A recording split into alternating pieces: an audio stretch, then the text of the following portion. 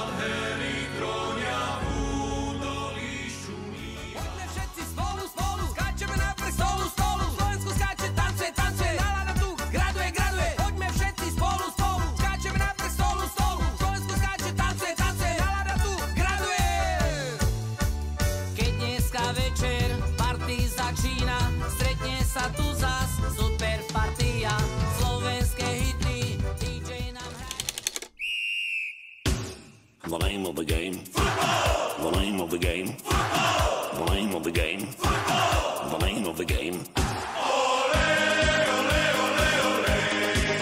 We are the champions. We are the champions. Ole, ole, ole, ole. We are the champions. We are the champions. Ole, ole, ole, ole. We are the champions.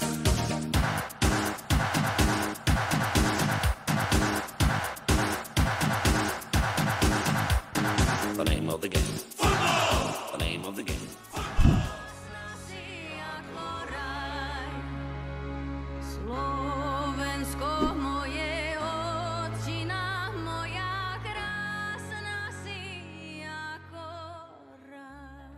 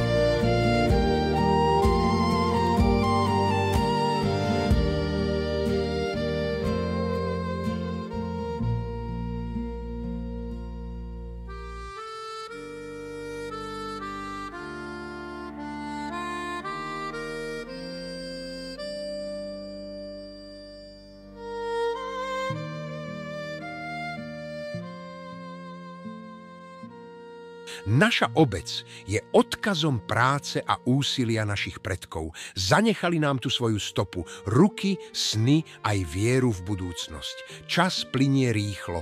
Polstoročia sa nám v obrazoch myhlo len za pár minút. O to viac si musíme vážiť každú chvíľu, ktorú máme spolu. Spája nás spolupatričnosť. A práve vďaka nej vieme, že dokážeme zvládnuť aj našu budúcnosť. Myslíme na to, čo raz zanecháme po sebe, tak, ako to urobili tí, ktorí tu boli pred nami. A nikdy nezabúdajme byť hrdí na to, odkiaľ pochádzame. Na našu obec, na náš domov. Pretože my sme Žikavania.